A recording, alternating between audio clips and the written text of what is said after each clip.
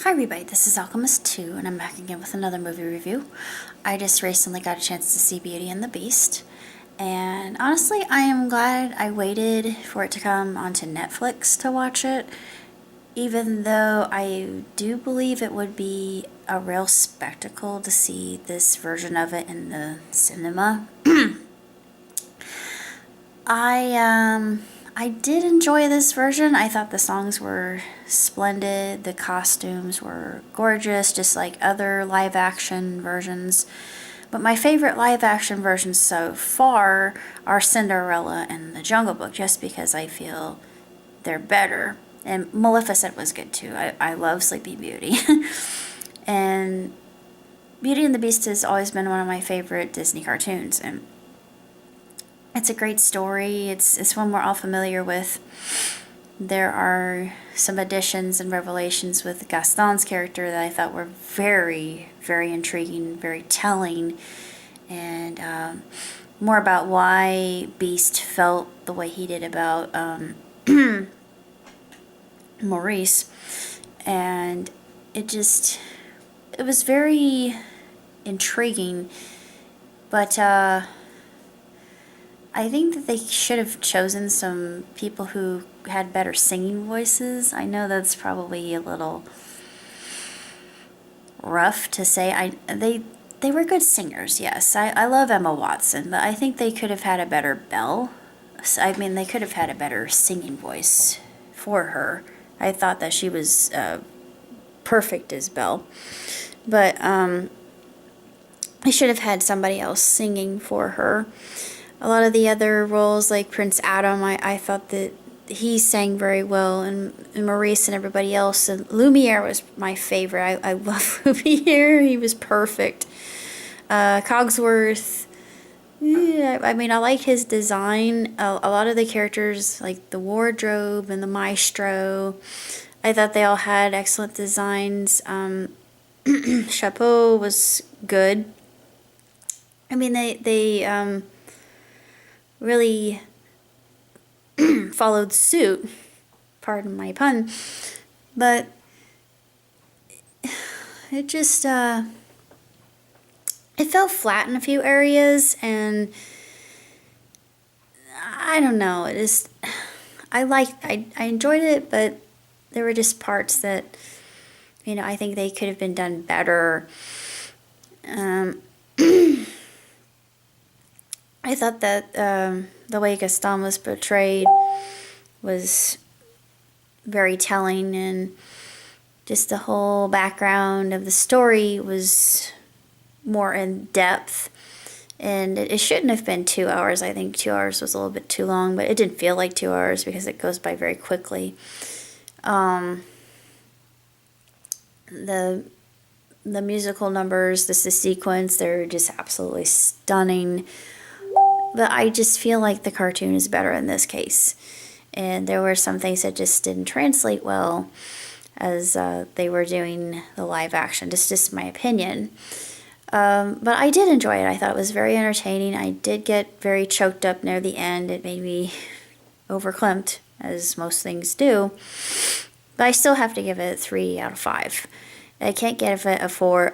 I give it a 3.5. I can't give it a 4 just because it's predictable. It's what we expect. There are some twists and turns, but it's nothing out of the ordinary. It's not like, shocker, but it's almost like, hey, we know the story and big deal. But I do like the fact that they make Belle more independent in this particular one, and you can tell it's not Stockholm Syndrome at all, but it's a case of the captor falling for the captive, and how that how the dynamic grows and how his personality shifts over time. And it's a good object lesson. There are really a lot of good morals and values in the film in and of itself, and it's just all about appearances and judging by them, and how some people can be very cruel, and just the way that they treat others. And I relate a lot to Belle. A lot of people say, oh, you're very odd. Well, yeah, I know I'm odd. So what? I don't I'm not ashamed of admitting I'm odd. It's just, it's part of who I am. But I was a little bit disappointed. I thought that the movie was absolutely glorious. I thought there's certain moments that just made me, I was awed. I was just incredibly entranced, and it was very enchanting. But like I said, there were just some things that fell flat. Some singing voices could have been different, like Belle's singing voice. Just it didn't have the warmth and emotion like I was expecting from Belle's original voice actress. It could have been better. But I am glad I waited, even though, like I said, it would have been really quite something to see, especially in 3D. It's what we've come to expect. Just desserts are served, and karma gets its due. And my favorite part's the ending. The ending is probably the prettiest thing, the prettiest scene in the entire film. There's just a lot of really lovely scenery, and it's actually true to the time, too. It's very accurate, historically speaking, so I'm glad that they didn't sugarcoat that, especially with Belle's mother. They go into what happened, and it's so tragic, and Disney loves to do this, but the only reason he did that is because he lost his own mother, and we know this now. But I wouldn't mind watching it again to see if there are any hidden Mickeys, because just like any other Disney film, there are a lot of inferences, and I didn't really see any, but if anybody can point them out to me, I would love to, go through it again, even though it's 2 hours, but still, it's an enjoyable film. It's a good romp. It's good for children. There are some moments that are a little bit frightening, but there's no cursing or anything. There's some violence, but it's nothing that would be too horrible or traumatizing. I think a child should be a little bit older, maybe 7, 8, 9, or 10, where they would understand the difference between fantasy and reality. If they're younger than that, they might be scared.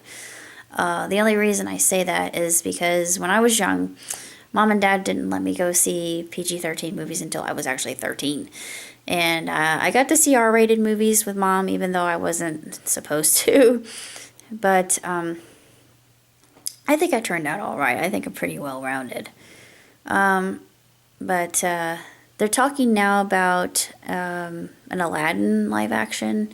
And honestly, I would love to see an Aladdin live action. I think it could be done and done well, and hopefully they'll learn their successes from live action films that have actually succeeded.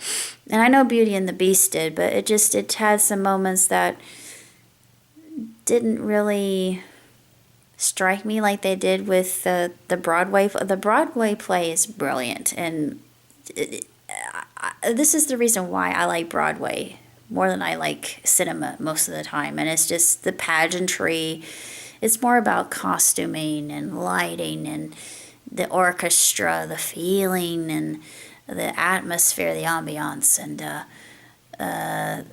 this is more of a theatrical production. And it's like I said, the translation, it's lacking something. And I mean, you can see it, and you kind of don't really feel any pathos with the characters, or that they're, I mean, near the end, it's like, I don't know, I'm not sure if I actually felt the emotion between, even though I cried, I'm not sure I felt that kind of romance between the two. It was, strange, but maybe I'm just being odd. Maybe I'm just being overly critical, which usually I'm not when it's about Disney films, as I'm a big Disney fan, but I still give it 2 thumbs. It gets 2 thumbs just because there's some new songs in it that I really enjoy. They didn't have Human Again from the musical. I'm sure a lot of people would be very grateful, even though I love that song. It's not my favorite.